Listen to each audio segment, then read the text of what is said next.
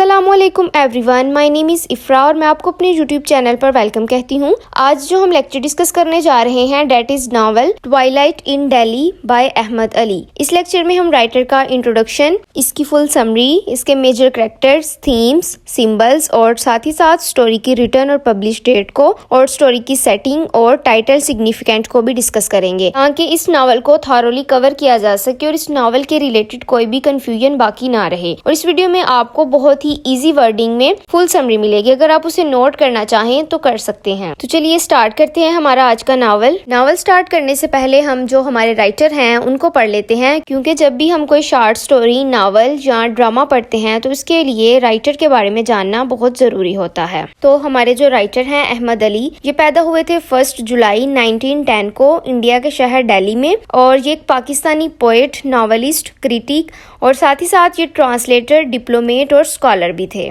और इनके नॉवेल्स और शॉर्ट स्टोरीज में हमें इस्लामिक कल्चर और ट्रेडिशन नजर आता है और इनको पाकिस्तानी लिटरेचर का फादर कंसिडर किया जाता है। और इनका जो फर्स्ट नावल है ट्वाइलाइट इन दिल्ली, इसकी वजह से इन्हें बहुत ज्यादा पॉपुलैरिटी मिली और इनको मॉडर्न उर्दू शॉर्ट स्टोरी का पायनियर भी कहा जाता है। और 14 जनवरी 1994 में पाकिस्तान के शहर कराची में इनकी डेथ हो गई। थिंक सो राइटर का इतना इंट्रोडक्शन काफी है। अब चलते हैं हम अपने नावल की तरफ। ये जो नावल है ट्वाइलाइट इन दिल्ली, इसका जो जानरा है वो है हिस्टोरिकल फिक्शन। हिस्टोरिकल फिक्शन एक ऐसे जानरा को कहते हैं जिसमें हिस्ट्री बताई जाती है। इसमें ना रियल प्लेस और रियल इवेंट्स होते हैं और साथ ही साथ राइटर कुछ इमेजिनेशंस भी ऐड करता है। मीन्स के फुल स्टोरी ना तो इमेजिनेशन और ना ही रियल लाइफ पर बेस करती है। इस स्टोरी को 1940 में लिखा गया और 1940 में ही पब्लिश किया गया। हम इस स्टोरी के टाइटल सिग्निफिकेंट की बात करते हैं, जो कि इस स्टोरी के लिहाज से एक इम्पोर्टेंट क्वेश्चन है। ट्वाइलाइट इन दिल्ली, दिल्ली आपको पता है इंडिया का एक मशहूर शहर है और ट्वाइलाइट उस टाइम को कहते हैं जब सूरज गरूब हो रहा होता है। सूरज गरूब होते हुए बिल्कुल आखिरी रोशनी जो सूरज की आसमान पर नजर आ रही होती है उसे ट्वाइलाइट कहते हैं। और सूरज की आखिरी रोशनी, आखिरी किरणें सिर्फ थोड़ी देर के लिए होती हैं और जब ट्वाइलाइट का टाइम खत्म हो जाता है, यानी सूरज गरूब हो जाता है, तो फिर रोशनी खत्म हो जाती है, अंधेरा छा जाता है। तो इस टाइम पीरियड को ट्वाइलाइट कहते हैं। तो ट्वाइलाइट इन दिल्ली, ट्वाइलाइट आपको समझ आ गई होगी डिक्लाइन को, डाउनफॉल को शो कर रहा है। तो ट्वाइलाइट इन दिल्ली का मतलब है डाउनफॉल ऑफ दिल्ली, यानी मुस्लिम कल्चर का डाउनफॉल। तो बेसिकली इस टाइटल का मेन पर्पस यही है कि जिस तरह ट्वाइलाइट इस चीज को शो करता है कि सूरज की रोशनी सिर्फ थोड़ी देर के लिए है, इसी तरह दिल्ली में मुस्लिम कल्चर सिर्फ थोड़ी देर के लिए है, उसका भी डाउनफॉल हो जाएगा। उम्मीद करती हूँ आपको टाइटल सिग्निफिकेंट की समझ आ गई होगी। अब हम आगे चलते हैं। तो इस स्टोरी की जो सेटिंग है वो इंडिया में ओल्ड दिल्ली में रखी गई है। और इस स्टोरी का पर्पस क्या है? बेसिकली ये नावल कॉलोनियलिज्म से पहले और कॉलोनियलिज्म के बाद इंडिया की जो सोशल, पॉलिटिकल और कल्चरल सिचुएशन थी उस चीज पर रोशनी डालता है। अब हम इस स्टोरी के सिंबल्स को डिस्कस कर लेते हैं। जो सबसे पहला सिंबल है टाइटल ट्वाइलाइट इन दिल्ली। जो इस स्टोरी का जो टाइटल है वो भी एक सिंबल है। तो वो किस चीज को सिंबलाइज कर रहा है ये हम पीछे पढ़ चुके हैं। वो ना डिक्लाइन ऑफ दिल्ली और मुस्लिम कल्चर को सिंबलाइज कर रहा है। और जो सेकंड सिंबल है वो है मीर निहाल का करेक्टर। मीर निहाल इस स्टोरी का प्रोटैगनिस्ट है और मीर निहाल का करेक्टर इस स्टोरी में मुस्लिम कल्चर को सिंबलाइज करता है। थर्ड वाला सिंबल है असगर्स करेक्टर। जो असगर है वो मीर निहाल का बेटा है और वो इंग्लिश कल्चर को सिंबलाइज करता है। उसके बाद फोर्थ वाला सिंबल है पिजन्स। पिजन्स जो है वो इस स्टोरी में मुस्लिम कल्चर और प्योरिटी को सिंबलाइज करते हैं। इस तरह इसको सिंबलाइज करते हैं, जब हम आगे स्टोरी पढ़ेंगे तो उधर मैं आपको बताऊंगी। उसके बाद है सिंबल कैट का, जो कि इस स्टोरी में ब्रिटिशर्स को सिंबलाइज करती है। उसके बाद है स्नेक। स्नेक जो है वो भी इस स्टोरी में ब्रिटिशर्स, कॉलोनाइजर्स, इवल और डार्कनेस को सिंबलाइज करता है। ये आगे मैं आपको स्टोरी में बताऊंगी कि ये कैसे सिंबलाइज करते हैं। और उसके बाद जो सिंबल है वो है बेगम निहाल्स ब्लाइंडनेस। बेगम निहाल की जो ब्लाइंडनेस है वो इस चीज़ को शो करती है कि उस टाइम की जो खवातीन थी वो बिल्कुल ब्लाइंड थी, उन्हें अपने राइट्स का बिल्कुल पता नहीं था और उन्हें घर के किसी भी मामले में, किसी भी डिसीजन में बोलने की बिल्कुल इजाज़त नहीं थी। उसके बाद अजान का सिंबल है, जो कि इस स्टोरी में सिंबल ऑफ प्योरिटी है। उसके बाद है हीट स्ट्रोक। हीट स्ट्रोक जो है वो ब्रिटिशर्स की वायलेंट स्ट्रोक को सिंबलाइज करती है। अब हम इस स्टोरी के थीम्स को डिस्कस करते हैं। सबसे पहला थीम है passing away of Muslim civilization in India. उसके बाद सेकंड वाला है modernity versus the old India. Third वाला है the struggle over memory. Fourth वाला है Indian joint family system. Fifth वाला है downfall of the Mughal emperors. Six वाला है colonialism and imperialism on Indian Muslims in Delhi. अब हम इस नावल के कैरेक्टर्स को डिस्कस कर लेते हैं ताकि इस नावल की समरी समझने में आपको आसानी हो जाए। तो इसका जो सबसे पहला कैरेक्टर है वो है मीर निहाल का। मीर निहाल जो है वो इस स्टोरी का एक इम्पोर्टेंट कैरेक्टर है और इस स्टोरी का प्रोटैगनिस्ट भी है। और मीर निहाल का जो कैरेक्टर है वो दिल्ली में traditional upper class male members को रिप्रेजेंट करता है। उसके बाद मीर निहाल 62 इयर्स ओल्ड है और ये अपनी लार्ज फैमिली के साथ एक बहुत बड़ी हवेली में रहता है। और इसका जो इंटरेस्ट है मीन्स के जो इसकी हॉबीज हैं वो है pigeons fly and visiting Babban Jan. Babban जान एक प्रोस्टिट्यूट है और मीर निहाल उसे मिलने जाता रहता है। और उसके बाद मीर निहाल जो है वो दिल्ली में पैट्रियार्कल सोसाइटी से बिलोंग करता है। Patriarchal society male dominant society को कहते हैं, यानी जिसमें मर्द की हुकूमत होती है। उसके बाद ये इस स्टोरी में एक सिंबॉलिक कैरेक्टर है जो कि हम पीछे पढ़ चुके हैं। उसके बाद सेकंड कैरेक्टर है बेगम निहाल का, जो कि मीर निहाल की वाइफ है और ये 60 इयर्स ओल्ड है और ये घर के जनाना पोर्शन में रहती है। मीन्स के उस टाइम पे ना घर में जनाना और मर्दाना पोर्शंस अलग हुआ करते थे। तो ये ना एक जनाना पोर्शन में रहती है सिर्फ, और इसको घर के किसी भी मामले में बोलने की बिल्कुल इजाज़त नहीं है और ये बाद में ब्लाइंड भी हो जाती है। और इसका जो रोल है स्टोरी में वो ये है कि इसका जो बेटा है असगर वो ना बल्कीस को पसंद करता है। तो ये ना मीर निहाल को उसकी शादी असगर की शादी के लिए मनाने की कोशिश करती है। और बेगम निहाल का जो कैरेक्टर है वो इंडियन सिविलाइजेशन में एक टिपिकल लेडी की मिसाल है जो कि अपने बेटे की मोहब्बत और अपने हस्बैंड की कंपेनियनशिप में बाउंड होकर रह गई है, जिसे ये समझ नहीं आती कि वो अपने बेटे को सपोर्ट करे या अपने हस्बैंड की बात माने। उसके बाद थर्ड कैरेक्टर है असगर का। असगर जो है वो मीर निहाल और बेगम निहाल का छोटा बेटा है। असगर जो है वो अपने फादर से बिल्कुल डिफरेंट है। जो कि इसका फादर है वो मुस्लिम कल्चर को फॉलो करता है, लेकिन जो असगर है वो इंग्लिश कल्चर को फॉलो करता है। और इसके जो इंटरेस्ट हैं वो है kite flying, chit chat with friends and visiting Mushtari Bai. Mushtari Bai जो है वो भी एक प्रोस्टिट्यूट है और असगर इससे मुलाकात के लिए जाता रहता है।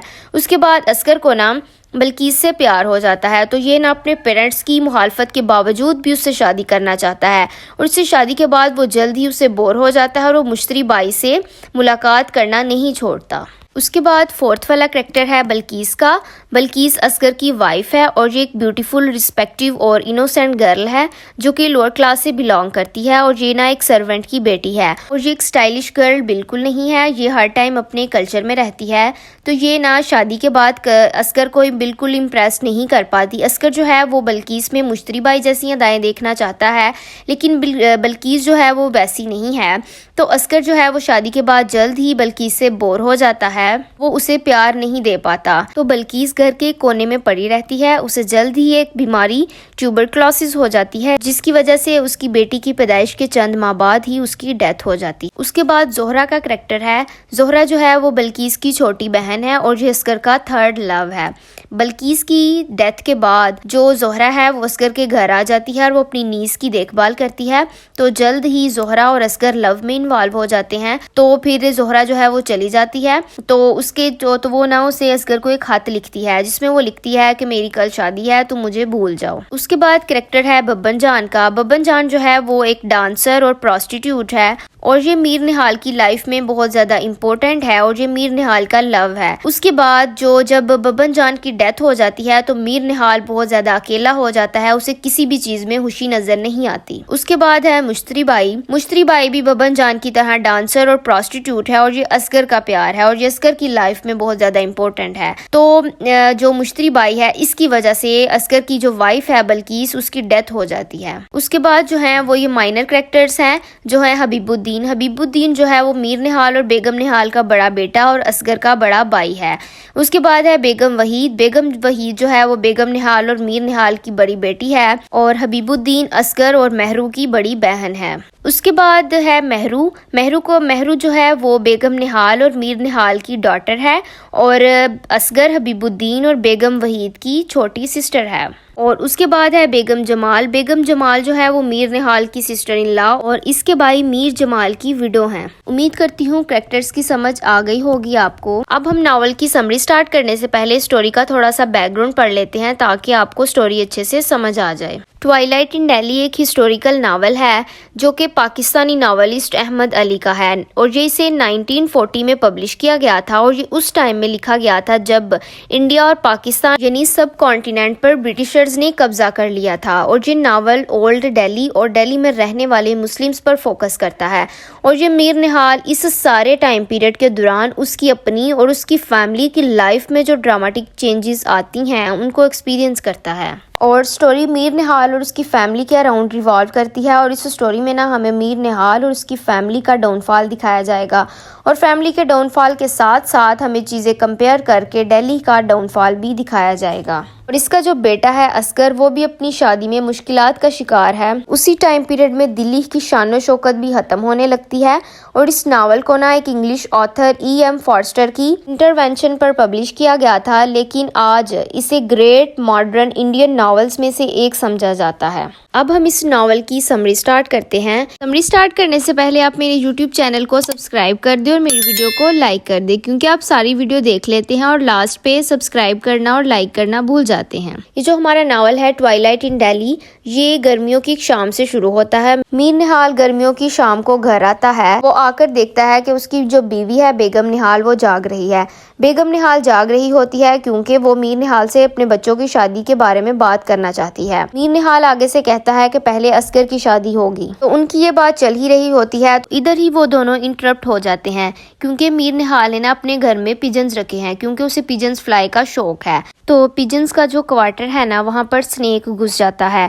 जो स्नेक है वो पिजन्स पर हमला कर देता है। तो मीर निहाल फौरन से उस स्नेक को पकड़ने के लिए चला जाता है। मीर निहाल ना उस स्नेक को स्टिक से मारने की कोशिश करता है, लेकिन जो स्नेक है वो फौरन से भाग जाता है और वो जाकर गटर के अंदर छुप जाता है। ये ना एक सिंबॉलिक सीन है, जैसा कि हमने सिंबल्स में पढ़ा था कि जो पिजन्स हैं वो मुस्लिम्स को शो कर रहे हैं और जो स्नेक है वो ब्रिटिशर्स को और इवल को रिप्रेजेंट करता है। स्नेक का पिजन्स के पिंजरे में घुसना इस चीज को जाहिर करता है कि किस तरह ब्रिटिशर्स मुसलमानों के मुल्क में आए। स्नेक का पिजन्स पर हमला करना ब्रिटिशर्स का सब कॉन्टिनेंट पर हमला करने को जाहिर करता है। स्नेक का गटर में घुस जाना इस चीज को जाहिर करता है कि जो ब्रिटिशर्स हैं वो डार्क प्लेसेस में छुपे हुए हैं ताकि वो नजर ना आ सके और वो वहां पर छुप कर दिल्ली के मुसलमानों को डिस्ट्रॉय कर रहे हैं। मीर निहाल की स्नेक को मारने की कोशिश इस चीज को जाहिर करती है कि ब्रिटिशर्स जो है जिन्होंने मुस्लिम्स को क्लोनाइज कर दिया है वो क्लोनाइज्ड मुस्लिम्स एक दिन ब्रिटिशर्स को मारकर अपने मुल्क से निकाल देंगे। मीर निहाल की स्नेक को मारने की कोशिश होप को सिंबलाइज करती है। मीर निहाल स्नेक को पकड़ नहीं पाता तो वो वापस आता है, तो तब तक असगर जो है वो घर आ चुका होता है। तो असगर की नाम मीर निहाल जो है वो अपने बेटे असगर की इंसल्ट करता है इंग्लिश फैशन को अडॉप्ट करने की वजह से। जो मीर निहाल है वो मुस्लिम कल्चर को पसंद करता है, उसी को फॉलो करता है। तो वो अपने बेटे असगर को भी यही कहता है कि तुम मुस्लिम कल्चर में रहा करो, लेकिन जो असगर है उसे इंग्लिश फैशन में रहना बहुत ज़्यादा पसंद है। तो इस वजह से असगर की मीर निहाल से काफ़ी ज़्यादा इसी टॉपिक पर बहस होती है और इसकी इंसल्ट भी होती है। असगर ने ना बल्कीस को पसंद करना शुरू कर दिया है, उसे बल्कीस से मोहब्बत हो गई है, तो वो ना उससे शादी करना चाहता है और वो ये भी जानता है कि उसका जो बाप है मीर निहाल वो इस शादी के लिए बिल्कुल नहीं मानेगा क्योंकि बल्कीस जो है वो लोअर क्लास से बिलोंग करती है और वो एक सर्वेंट की बेटी है। असगर जो है वो अपनी बड़ी बहन बेगम वहीद से कांटेक्ट करता है और उससे कहता है कि तुम मेरी इस मामले में तुम मेरी हेल्प करो, कि तुम जो है ना वो पेरेंट्स को मनाने में मेरी मदद करो। तो जो बेगम वहीद है वो पहले नहीं मानती, तो असगर जो है ना वो उसे धमकियां देता है कि अगर तुमने मेरी मदद नहीं की तो मैं कुछ गलत कर दूंगा, मैं बल्कीस के बगैर नहीं रह सकता, मैं उसके बगैर मर जाऊंगा। तो फिर जो है बेगम वहीद जो है वो मान जाती है।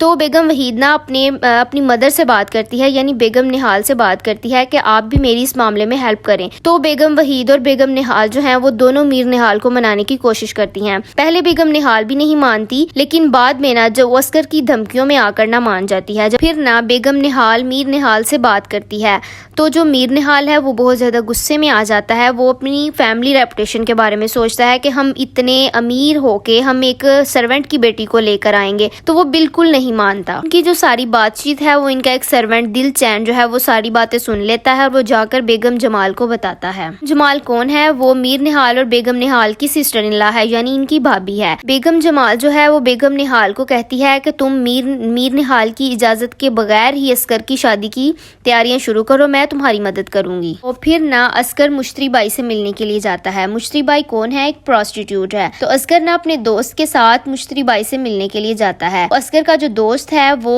असगर और बल्कीस की सारी बातें जो है वो मुश्तरी बाई को बता देता है कि असगर जो है वो बल्कीस को पसंद करने लग गया है। तो मुश्तरी बाई जो है ना वो बहुत ज्यादा जेलिस होती है क्योंकि वो असगर को पसंद करती है। और असगर काफी टाइम मुश्तरी बाई के साथ गुजारने के बाद घर वापिस आता है। तो घर आकर उसे पता चलता है कि उसकी जो मदर है वो बल्कीस के साथ उसकी शादी करवाने के लिए राजी हो गई है। तो जो बेगम वहीद है असगर की बड़ी बहन, वो असगर को कहती है कि जब तक तुम्हारी शादी बल्कीस के साथ नहीं हो जाती तब तक तुम मेरे साथ भोपाल चलो। बेगम वहीद मैरिड है और वो भोपाल में अपने हस्बैंड के साथ रहती है। तो वो असगर को कहती है कि तुम वहाँ मेरे साथ चलो। इसी तरह ना काफी ज्यादा टाइम गुजरता रहता है। तो एक दिन ना मीर निहाल घर आता है। तो तब ना बहुत ज्यादा गर्मी पड़ रही होती है। तो मीर निहाल को पता चलता है कि उसकी जो फैमिली है वो बहुत ज्यादा हीट से यानी हीट स्ट्रोक की वजह से सफर कर रही है। मीर निहाल ने जो घर पर पिजन्स रखे होते हैं उस हीट की वजह से उनमें से काफी ज्यादा पिजन्स की डेथ हो जाती है। मीर निहाल ना मार्केट में जाता है नए पिजन्स खरीदने के लिए। कुछ पिजन्स खरीदता है मार्केट से। तो वहां पर ना उसका एक सर्वेंट आता है, जल्दी के साथ आता है और उसको बताता है कि उसकी जो मिस्ट्रेस है बब्बन जान, उसकी ना डेथ होने वाली है। तो मीर निहाल ना फौरन से घर वापस आता है। तो वो ना पिजन्स को पिंजरे में रखता है और वो पिजन्स के पिंजरे को ना लॉक करना भूल जाता है। तो वो ना बब्बन जान के पास जाता है और वहां जाकर उसे पता चलता है कि कुछ मिनट पहले ना बब्बन जान की डेथ हो चुकी है। तो मीर निहाल को बहुत ज्यादा दुख होता है। तो उसकी आखिरी रसूमात भी अदा नहीं कर पाता। वो बब्बन जान की मदर को कुछ पैसे देता है और घर वापस आ जाता है। निहाल घर वापस आता है तो उसे पता चलता है कि एक कैट ने ना उसके पिजन्स को मार दिया है।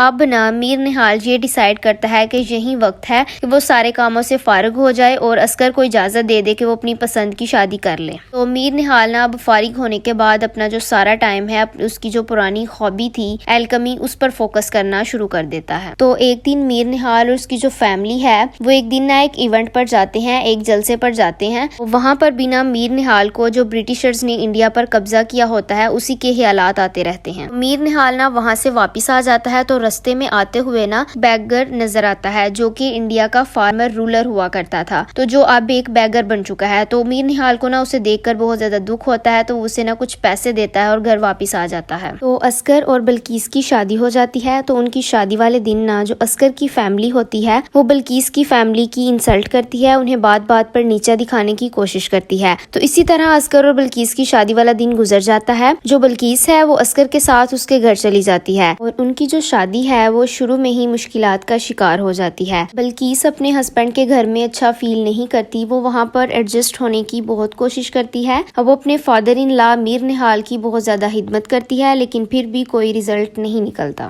फिर असगर और बल्कीस दोनों अलग घर में रहने का फैसला करते हैं। असगर को जॉब मिल जाती है तो वो दोनों अलग घर में शिफ्ट हो जाते हैं। तो वो अपने न्यू घर को इंग्लिश आइटम से डेकोरेट करते हैं क्योंकि असगर को इंग्लिश कल्चर में रहना पसंद है। तो इन दोनों का अलग होना इनकी फैमिलीज में इख्तलाफ की वजह बनता है, लेकिन ये दोनों इसकी परवाह नहीं करते। फिर असगर और बल्कीस की बेटी होती है जिसका नाम जहांरा होता है। तो बल्कीस असगर को इम्प्रेस नहीं कर पाती। वो बल्कीस में मुश्तरी बाई जैसी अदाएं देखना चाहता है, लेकिन जो बल्कीस है वो वैसी नहीं। वो जस्ट अपने हर टाइम अपने कल्चर में रहती है। वो एक स्टाइलिश गर्ल बिल्कुल नहीं है। असगर जो है वो बल्कीस को प्यार नहीं दे पाता और वो मुश्तरी बाई से मिलना नहीं छोड़ता। तो बल्कीस इस चीज की भी बहुत ज्यादा टेंशन लेती है। तो असगर जल्द ही बल्कीस से बोर हो जाता है। तो फिर ना बल्कीस के फादर की डेथ हो जाती है। तो बल्कीस डिप्रेशन में चली जाती है। तो ये बल्कीस और असगर के दरमियान क्लैश की एक और बड़ी वजह बन जाती है। तो बल्कीस को ना बीमारी ट्यूबरक्यूलोसिस हो जाती है जिसकी वजह से उसकी डेथ हो जाती है। अगर अब अपनी बेटी के लिए एक अकेला बाप रह गया है। तो बल्कीस की जो छोटी बहन होती है जोहरा, वो इसकी मदद के लिए इसके घर आती है। तो वो अपनी नीस की देखभाल करती है। तो फिर ना अब जो जोहरा है वो असगर के साथ उसके घर में रह रही है। तो जल्द ही जोहरा और असगर जो है वो लव में इन्वॉल्व हो जाते हैं। तो पहले जो है वो अपने रिलेशनशिप को सीक्रेट रखते हैं, लेकिन बाद में असगर जो है वो जोहरा के पेरेंट्स से बात करता है शादी के लिए। तो जो जोहरा के पेरेंट्स हैं वो मान जाते हैं, लेकिन जो बेगम जमाल है वो उसके पेरेंट्स से बात करती है और उन्हें बताती है कि किस तरह असगर ने बल्कीस के साथ बिहेव किया, उसे शादी के बाद कोई खुशी नहीं दी। देन जो जोहरा के पेरेंट्स होते हैं वो शादी से मना कर देते। और उसी टाइम में ना जो असगर का बड़ा भाई होता है हबीबुद्दीन, वो ना बीमारी से सफ़र कर रहा होता है। उसी टाइम पे ना मीर निहाल इंडिया को इस अफरा तफरी में देखकर गम से निढाल हो जाता है। उसी टाइम पे उसके बड़े बेटे हबीबुद्दीन की डेथ हो जाती है। तो असगर को बहुत ज्यादा दुख होता है, तो वो अपने भाई के कफन दफन में मसरूफ होता है। तो जोहरा का जो सर्वेंट है चंबेली, वो असगर के लिए जोहरा का खत लेकर आता है, जिसमें जोहरा ने लिखा होता है कि कल मेरी शादी किसी और से हो रही है, लेकिन मैं हमेशा तुमसे प्यार करती रहूंगी और मुझे कुछ नहीं पता कि क्या करना है। तो लेटर पढ़ने के बाद असगर का दिल टूट जाता है, वो उदास और अकेला होकर रह जाता है और मीर निहाल बिस्तर से लगकर रह जाता है। वो बिस्तर पर लेटा महसूस करता है कि उसकी लाइफ तबाह होकर रह गई है, उसे मौत ने घेर लिया है, उसकी जिंदगी से सारी हैप्पीनेस और ब्यूटी खत्म हो गई है। और जैसे ही रात होती है तो मीर निहाल ग्रीफ और सैडनेस की वजह से पैरालाइज्ड हो जाता है। और इधर ही इस नॉवल का एंड हो जाता है। उम्मीद करती हूँ आपको इस नॉवल की प्रॉपर तौर पर समझ आ गई होगी। अगर वीडियो अच्छी लगी हो तो वीडियो को लाइक जरूर कीजिए